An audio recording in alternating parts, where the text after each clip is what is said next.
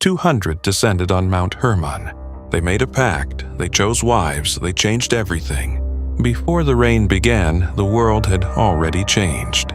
Not slowly, not naturally, not by simple human weakness. Something had entered civilization before Noah ever touched the first plank of wood. And what they gave was worse than what they took. The cities still had gates. The fires still burned in the streets. Men still traded, married, built, ruled, and buried their dead. But Genesis does not describe an ordinary world losing control. It says the earth itself was corrupt before God. Not one tribe, not one king. Not one forbidden altar hidden in one valley. The earth, the ground beneath every city, the flesh moving across it, the thoughts inside the human heart. Everything had become infected. And the most disturbing part is not what they did. It is what they taught. The flood was not the beginning of the horror. The flood was the response. The waters came after the world had already been occupied by something it could not remove. Some traditions called them the sons of God. Others called them the Watchers. They descended from heaven, looked at human women, and crossed a boundary that was never meant to be crossed. But their children were only the visible symptom. The deeper corruption was knowledge, weapons, metals, enchantments, signs written in the stars. Beauty turned into seduction. Power turned into appetite. Civilization did not collapse because it became primitive. It collapsed because it became too advanced in the wrong direction. The ancient world was not merely sinful, it was altered. And when heaven finally answered, it did not send a prophet to repair the system. It sent water to erase the system. Chapter 1. The world that was already ruined.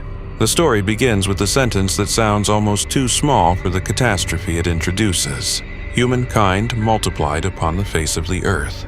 Daughters were born. Life expanded. Families spread outward into valleys, plains, coasts, and early cities. On the surface, this is not horror, it is growth. But then the text opens a door it never fully closes. The sons of God saw the daughters of men. They saw that they were beautiful, and they took wives for themselves. The verse does not pause to explain enough. It does not comfort the reader. It simply drops the intrusion into the human story like a shadow across a doorway. Something from above looked downward. Something outside the human order entered the human bloodline. And after that, the world does not move toward peace. It moves toward judgment.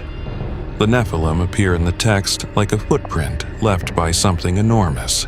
Mighty men, men of renown. Names that survived long enough to be remembered, but not clearly enough to be trusted. They are not described in detail, that makes them worse. Genesis gives us no measurements, no faces, no full biography. It gives us a warning shaped like absence. These beings were there, and after they were there, the earth was no longer described as healthy. The wickedness of man became great. Every inclination of the thoughts of the human heart was only evil continually. That is not a bad generation. That is a total spiritual environment. Evil was no longer an act. It had become a climate. People breathed it before they named it. Children grew up inside it as if it were normal. Courts judged by it. Markets traded through it. Kings ruled under it. The corruption had reached the invisible places first. The mind, the desire, the imagination. The part of humanity where the future is planned before any hand moves. That is why this story is more frightening than a simple monster legend. A monster stands outside the village. This was inside the village, inside the house, inside the family, inside the body, inside the dream of what civilization should become. The world before the flood did not look like a wasteland at first. That is the trap. A possessed civilization still knows how to build. It still knows how to sing. It still knows how to make beautiful things. It may even look more powerful than the world before it. The first horror is not decay. The first horror is improvement without holiness. Imagine a pre-flood city at dusk. The walls are high, the towers are new. Bronze glows red in the furnace. The streets are filled with voices. Women wear stones that catch the last light of the sun. Men carry blades that no ancestor ever imagined. Children stare upward at figures moving along the rooftops. Tall, radiant, wrong. Above them, the sky is not empty. It is watching. The Watchers were not named that because they loved humanity. They were named by their position. They looked. They observed.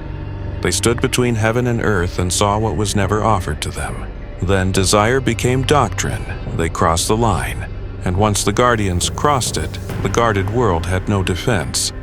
Some traditions say they descended together, not one rebel wandering alone, a company, a pact, a descent with leaders, names, and deliberate intention. That detail matters. This was not accident, it was design. The fall of the pre-flood world begins with beings who knew the boundary and stepped over it anyway. They did not stumble into corruption, they built it. And because they were not human, their corruption did not remain human-sized. A human sinner can damage a household. A corrupt king can damage a nation. But a corrupted heavenly being can damage the architecture of life itself. That is the scale Genesis only hints at. That is the scale Enoch tries to reveal. The Watchers did not simply create hybrids. They created a world where hybrids could make sense. A world where the abnormal became celebrated. A world where power became proof of legitimacy. A world where violence could be called strength. A world where corrupted blood could still wear a crown. This is why the flood story never begins with rain. It begins with a diagnosis. God saw the earth, and behold, it was corrupt. That word lands like a medical verdict. Not injured, not confused, corrupt. Something had spoiled from within. Something had moved through the system until the system no longer served life. And the earth was filled with violence. Filled. Not touched by violence, not threatened by violence, filled with it. The word makes the world feel like a vessel. A cup, a body, a temple. And violence had filled it to the rim. This is the first great reveal of the story. The flood was not sent into a neutral world. It was sent into a world already occupied. The sky did not open because humanity made a mistake. The sky opened because the entire earth had become an unclean container. Noah appears in that atmosphere like a man breathing through smoke. He is not introduced as a warrior. He is not introduced as a king. He is not even introduced as a reformer. He is righteous, blameless in his generation. He walks with God. That line is quiet. But inside this story, it is almost impossible. To walk with God in a world that walks in another direction is not peaceful. It is exposure. It means every street is against you. Every celebration sounds wrong. Every new invention feels cursed before anyone admits it. Every neighbor has learned to call infection progress. Noah is not merely good, he is incompatible with his age. That is why the ark begins as something stranger than a boat. It begins as separation. Before it saves him from water, it separates him from the world. Every board is a refusal. Every measurement is an act of disobedience against civilization. Every strike of the tool says the world outside is not the future. The future is this sealed wooden body being built under a silent sky. Imagine the sound of construction spreading through the valley. People stop to watch, they laugh at first. Then they become irritated. Then they become afraid without knowing why. Because the ark is not only a vessel, it is an accusation. It says the city is temporary. It says the towers are already condemned. It says the world has been measured and found unclean. But before the waters come, the camera has to pull backward. Past Noah, past the ark, past the men of renown. Past the towering figures moving like shadows behind royal courts. Back to the first thing the Watchers offered after they crossed the boundary. Not children. Knowledge. Chapter 2. The Gifts That Change the World. The most dangerous thing the Watchers gave humanity was not their blood. It was their instruction. Because blood corrupts a line, but knowledge corrupts a future. According to the Enochic tradition, Azazel taught men to forge weapons. Swords, knives, shields, breastplates. Metals pulled from the earth and reshaped into instruments of domination. Before that, violence had hands. After that, violence had technology. They changed the tools. And when tools change, choices change around them. But Azazel's teaching did not stop at war. The same tradition says he taught ornaments. bracelets, costly stones, the beautifying of the eyelids, dyes, colors. At first, that sounds less terrifying. It sounds almost harmless beside weapons, but the text places beauty beside blades for a reason. The corruption was not only in killing, it was in perception. The body became something to alter. The face became something to enchant. Desire became something engineered. Power no longer stood only in the hand that held the weapon. It stood in the face that could command attention, in the gaze made heavy with color, in the body turned into a ritual surface. This is not a simple condemnation of beauty. It is something colder. It is the idea that forbidden knowledge taught humanity how to weaponize appearance, how to make longing obey design, how to turn the visible body into a trap for the invisible will. The world did not become possessed by looking ugly. It became possessed by learning how to look magnificent while rotting inside. That is why the pre-flood city must be beautiful on screen. Not muddy, not primitive, not empty. It should glow with wrong advancement. Gold in the wrists, fire in the furnaces, dark polish on the eyes, weapons hanging like sacred objects in royal halls. A civilization at its most impressive and most doomed. Other watchers, in Enochic lists, teach signs, astrology, the course of the moon, the knowledge of clouds, the markings of the earth, enchantments, root cuttings, the hidden forces behind nature. Humanity is not simply given violence. It is given the feeling that reality can be decoded and controlled. That is a deeper temptation. Not, I can kill, but I can know what was not meant for me. I can read heaven without submitting to heaven. I can predict the stars without fearing the one who placed them. This is the second stage of possession. First, the body is armed. Then, the imagination is crowned. Human beings begin to believe the world is no longer received. It is managed. The sky becomes a chart. The earth becomes a resource. The body becomes a surface. Blood becomes a tool. Power becomes the only proof that a thing is permitted. By the time the hybrids walk openly, the world has already accepted their logic. The hybrid is not an invasion anymore. He is the image of what civilization admires: size without restraint, power without obedience, renown without righteousness. That is why the phrase "men of renown" is so chilling. They were remembered. Fame survived where holiness did not. The pre-flood world may have celebrated the very beings that sealed its fate. Songs may have been written for them. Gates may have been carved with their victories. Children may have been named after them. Their shadows may have passed across cities while people bowed, not from love, but from survival. And somewhere far away, Noah kept building. The hammer rose, the hammer fell. The ark became larger. The city became louder. The sky remained silent. And that silence is where the story becomes unbearable. Chapter 3. When heaven watched the infection spread. There is a kind of silence that feels like absence, and there is a kind of silence that feels like judgment waiting for its appointed hour. The pre-flood world lived beneath the second kind. People mistook the delay for permission. That is one of the oldest errors in human history. If punishment does not arrive immediately, the guilty begin to think the judge has stepped away. But the ancient texts do not imagine heaven as unaware. They imagine heaven as watching. In 1 Enoch, the archangels look down from heaven. Michael, Uriel, Raphael, Gabriel, they see blood being shed upon the earth. They see lawlessness spreading across the human world. The earth itself cries upward. That image changes everything. The ground is not neutral in this story. The earth is a witness. The soil has absorbed too much. The land that was meant to hold gardens now holds accusation. Every hidden act has gone somewhere. Every violent footprint remains known. Every city believes its walls conceal what the earth remembers beneath them. And the earth cries to the gates of heaven.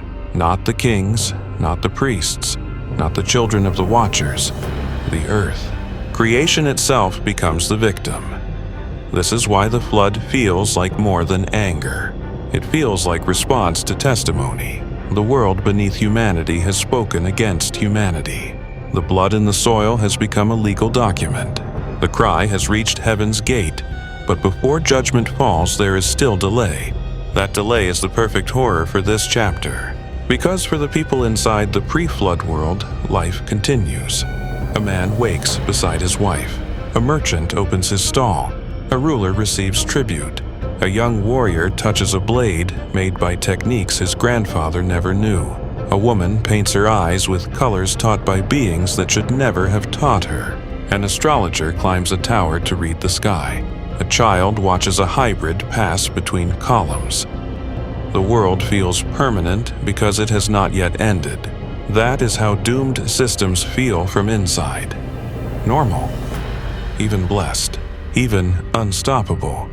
The Watcher's knowledge spreads because it works. The weapons work, the ornaments work, the enchantments work. The readings of heaven seem to work. That is what makes forbidden knowledge seductive. It gives results before it demands payment. No one calls it corruption on the first day. They call it skill. They call it discovery. They call it progress. They call it the age of heroes. They call it the rise of a greater humanity. Then the violence increases. And because violence increases, more weapons are needed. Because more weapons are needed, more metal is worked. Because more metal is worked, more power gathers around those who control the forge.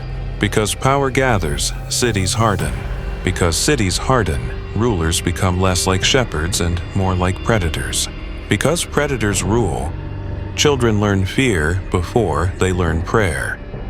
By then, the corruption is no longer a scandal. It is the structure. This is how possession works at the civilizational scale. It does not require everyone to lose their mind. It only requires everyone to accept a new normal. The Watchers do not need to stand in the marketplace every morning. Their lessons stand there for them. Their knowledge has become habit. Their rebellion has become culture. Their sin has been translated into architecture, fashion, warfare, worship, and ambition. And the human heart adjusts. That is the sentence in Genesis that feels almost clinical. Every inclination of the thoughts of the heart was only evil continually. Not occasionally, continually. This is a world where even imagination has been colonized. A man does not simply commit violence, he plans it. A ruler does not simply fear rivals. He dreams of domination. A craftsman does not simply shape metal, he imagines sharper edges. A priest does not simply read signs. He asks how to bend signs toward power. The future itself becomes infected before it arrives. That is why God's grief appears in the story. The Lord sees. The Lord regrets. The Lord is grieved to his heart. For a horror channel, that line should not be softened. Divine grief is more frightening than divine rage. Rage can strike quickly. Grief means the corruption has touched something deeper. It means the Creator looks at creation and sees that the living world has become alien to its purpose. Imagine heaven not as a golden palace, but as a courtroom without sound. The evidence rises from the earth. Blood, smoke, forbidden diagrams, names of hybrids carved into stone, children born into a world already trained to worship force. The archangels stand in the light and do not celebrate. They report. They ask the Most High to judge, and still the world below keeps moving. This tension should drive the middle of the film. Every time the viewer thinks judgment should arrive, it does not. The city keeps breathing, the Watchers keep teaching, the hybrids keep feeding the legend of themselves. Humanity keeps adapting to a nightmare it now calls civilization. That is where the word possessed becomes accurate as atmosphere. The possession is systemic. The world has another will moving through it. A will that teaches. A will that multiplies. A will that turns divine boundaries into technical problems. A will that looks at heaven and says, we can take what we want from there. The Watcher's sin is not only desire, it is unauthorized mediation. They take what belongs above and deliver it below without permission. They turn heaven into a stolen technology. And then the verdict comes. The end has come before me. Not, I have become impatient. Not, I have lost control. The end has arrived as a conclusion. All flesh has corrupted its way upon the earth. That phrase is wider than human politics. All flesh. The corruption has expanded beyond one city, one dynasty, one violent clan. It has entered the living order. The created world is now carrying something it was not made to carry. And God's answer begins with an object that looks absurd. A box of wood, rooms inside it. Pitch inside and outside, measured dimensions. A sealed structure, a survival chamber, a floating remnant. This is not only salvation, it is containment. Noah does not build a throne. He does not build a temple. He does not build a weapon. He builds something that can be sealed, because the next phase of the story is not conquest, it is quarantine. Chapter 4. The Ark was a clean room. The Ark is usually imagined as a children's picture. Animals walking 2 by 2, rainbows waiting beyond the storm, a wooden boat under a gray sky. But inside the logic of this story, the Ark is far more severe. It is the last uncontaminated chamber in a contaminated world. It is not designed to fight the age. It is designed to survive its erasure. Every room inside it is a boundary. Every sealed seam is a refusal to let the old world leak in. Pitch covers it inside and outside like a black skin.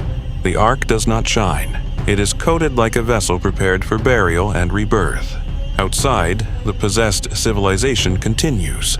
Inside, a different order is being preserved. Clean animals, unclean animals, seed of a future world. A family chosen not because it is powerful, but because it is still aligned. That contrast matters. The old world has hybrids. Noah has obedience. The old world has forbidden knowledge. Noah has measurements. The old world has weapons. Noah has wood. The old world has renown. Noah has instruction. The old world looks cinematic, massive, and impossible to resist. The Ark looks slow, practical, and almost humiliating. That is why it is terrifying. God's rescue does not resemble the world's power. It resembles a coffin being built before the funeral, and the funeral is for civilization itself. Imagine the day the animals begin to enter. The city watches from the distance. Some laugh again. Some grow quiet.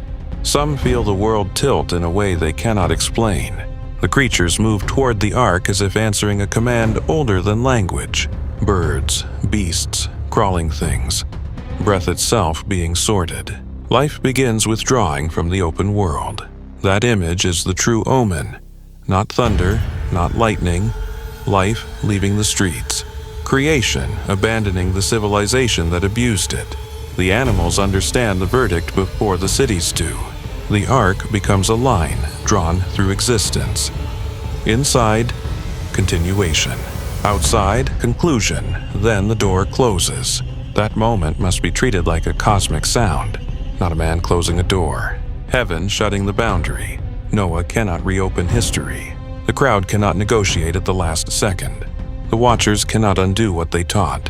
The hybrids cannot command the sky. The kings cannot tax the rain. The astrologers cannot rewrite the signs. The door closes, and for one terrible pause, nothing happens. That pause is the last silence.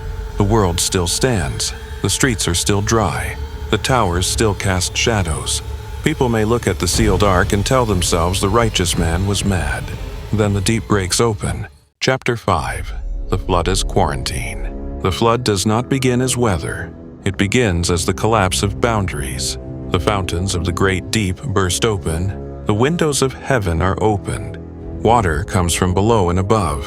The world is not merely rained upon. It is invaded by the forces it cannot command. The sky releases. The earth opens. Creation reverses the stability humans had taken for granted. This matters visually. The flood should not look like a storm alone. It should look like reality withdrawing permission. Streets split, wells overflow upward, riverbanks disappear. Rain falls like judgment given texture. The horizon turns into moving water. In ordinary floods, water invades land. In this story, water reclaims a corrupted earth. The system that had been filled with violence is now filled with the opposite element. Cold, weightless, unnegotiable, indifferent to fame. The first people to fear it are not the poor. They know vulnerability. The first true terror belongs to the powerful, the kings whose walls meant nothing, the warriors whose blades could not cut rain, the hybrids whose height only delayed drowning by moments. The Watcher's children may have stood above ordinary men, but not above the verdict. That is the great reversal.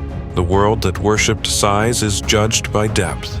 The taller the body, the longer it has to understand it is still not high enough. The old order has no weapon for water. Metal sinks, stone disappears, fire dies, dyes wash from the eyes, names carved into gates vanish beneath the floodline. Every gift of the Watchers is humiliated by the element heaven chooses. The sword cannot strike it, the shield cannot block it, the painted face cannot persuade it, the astrologer cannot bargain with it, the city cannot absorb it, the hybrid cannot rule it. Water is the perfect judgment because it does not debate with power. It enters everything. It finds the low place. It finds the hidden room. It finds the tunnel beneath the palace. It finds the temple floor. It finds the bedchamber. It finds the forge. It finds the archive. It finds the throne. The possessed civilization is not defeated in battle. It is made uninhabitable. That is why Quarantine is the strongest reading for the story's atmosphere. Not as a literal modern medical claim, as a horror logic. The infected world is sealed off by water. The future is placed inside the ark. The old world is prevented from continuing. The flood stops transmission. It does not merely punish individuals. It interrupts a corrupted system before it can become the only possible world. Outside the ark, every structure loses meaning. A palace and a hut become equal beneath water.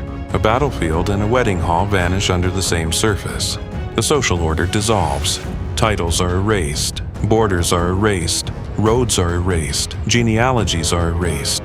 The world becomes one dark ocean over a buried civilization. Inside the ark, there is no grandeur.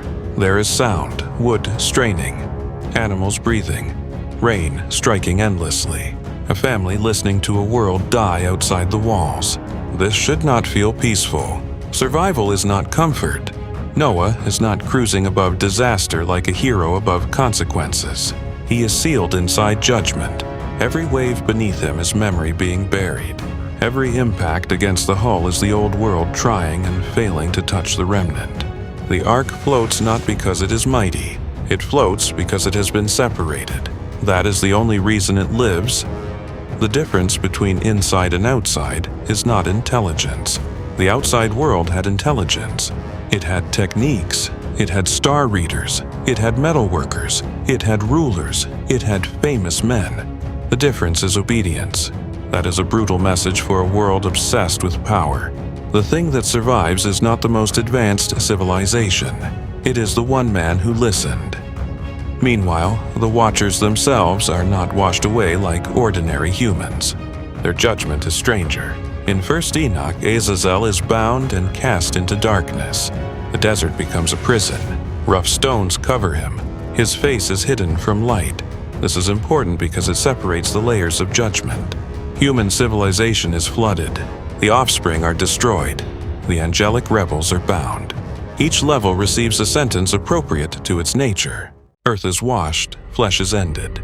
The heavenly traitors are imprisoned. The crime was not simple, so the punishment is not simple. Raphael binds Azazel. Gabriel moves against the children of the Watchers. Uriel warns Noah. Michael receives commands concerning the fallen Watchers. Heaven responds like a system correcting a cosmic breach. Not chaotic rage, administrative doom. Every agent receives a task. Every corruption receives its answer. This makes the story feel colder. The flood is not heaven losing control. It is heaven reasserting order through the unbearable precision. The old world believed boundaries could be crossed without consequence. Heaven answers by restoring boundaries everywhere. Between ark and flood, between remnant and corruption, between Watcher and creation.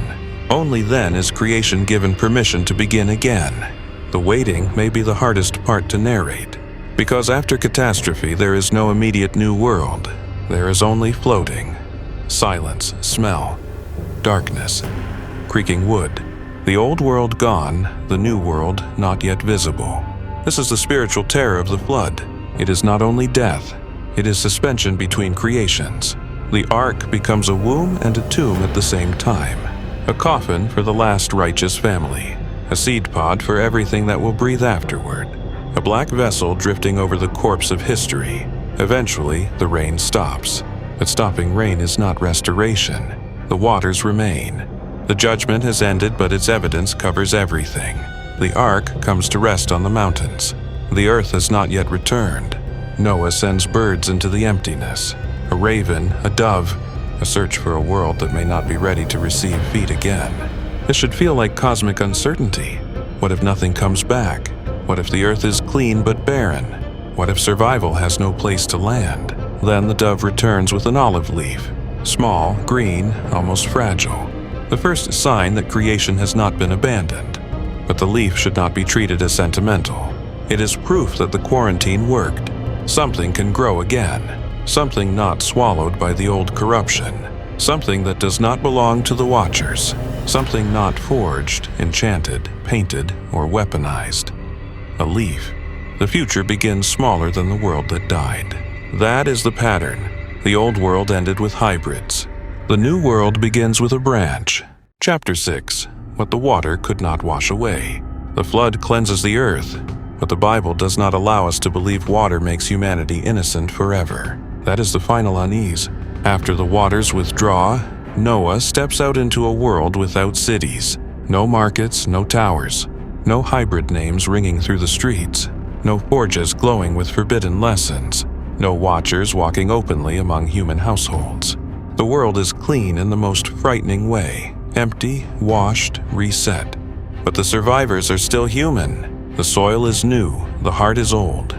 That is why the story after the flood does not become paradise. A vineyard is planted, wine is made, shame enters the tent. Blessing and curse begin moving through Noah's family. The old world is gone, but the possibility of corruption remains inside the human line. This is the darkest implication. The flood could remove a civilization. It could bury the structures. It could end the hybrid violence of the pre-flood age. It could imprison the Watchers. It could wash the earth of what had filled it. But water cannot permanently remove the mystery of human desire. The infection outside was judged. The weakness inside remained. That does not make the flood meaningless. It makes it more terrifying. Because it reveals the scale of the first corruption while warning that judgment does not turn humanity into angels. The waters quarantine an age. They do not erase free will. They do not make future empires safe. They do not prevent Babel from rising later. They do not prevent kings from building altars to dark gods. They do not prevent forbidden knowledge from returning in new disguises. The pre-flood world becomes a buried template, a warning beneath every civilization that calls its corruption progress. Whenever power becomes proof of right, whenever beauty becomes manipulation, whenever violence becomes industry, whenever heaven is treated as a thing to exploit, whenever knowledge outruns obedience, the old world is whispering from beneath the water. That is why before the flood is not only a time period, it is a condition. A civilization can be before the flood when it believes judgment is impossible. A city can be before the flood when it mistakes delay for mercy. A generation can be before the flood when every warning sounds ridiculous until the door closes. The horror is not that the ancient world was destroyed. The horror is that it looked alive until the final week. Maybe the streets were crowded. Maybe the towers were beautiful. Maybe the kings still held court. Maybe the children of the Watchers were still praised. Maybe the last sunset before the rain was magnificent. A world can be condemned and still glow. A world can be possessed and still prosper. A world can be dead in God's sight while still singing in its own streets. That is the image the film should leave behind.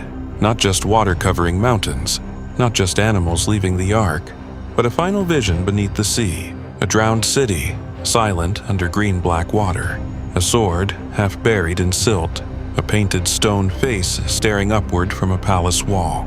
A hybrid's name erased from a broken gate. A tower swallowed by depth. And far below the mud, the memory of Watchers teaching humanity how to become too powerful to remain innocent. Then, above that buried world, a new wind passes over the waters. Noah opens the ark. The earth breathes again. But and somewhere beyond human sight the bound angels wait in darkness. Not forgiven, not forgotten, kept for a final judgment. The flood did not end the story of corruption. It proved heaven will let a world reveal what it truly is. And then, when the vessel is full, heaven will close the door. Chapter 7. The Door That Remembers. If this story disturbed you, ask yourself one question before you leave. Was the world before the flood destroyed because it became evil, or because evil had become its civilization? Write your answer below like a record left for the next age.